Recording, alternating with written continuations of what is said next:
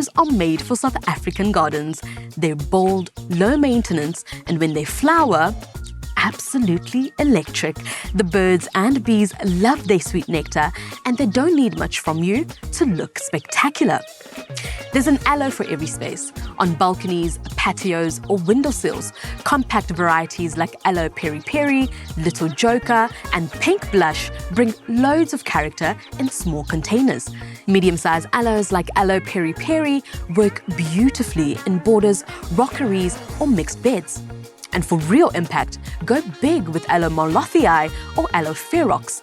These are sculptural statement makers that anchor a space with that wild African energy. When planting, drainage is key. For pots, use a well-draining mix with added grit or river sand, and always choose a container with drainage holes.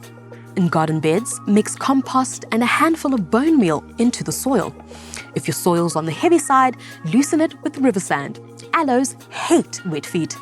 Place and plant them in full sun and water sparingly. Potted aloes need a drink every 2 to 3 weeks. With those in the garden, a deep soak every few weeks during dry spells is more than enough.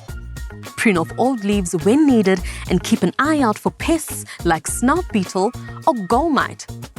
From balconies to windowsills to garden beds and rockeries, there's an aloe for your garden at your local GCA garden centre. Visit lifeasagarden.co.za to find one near you.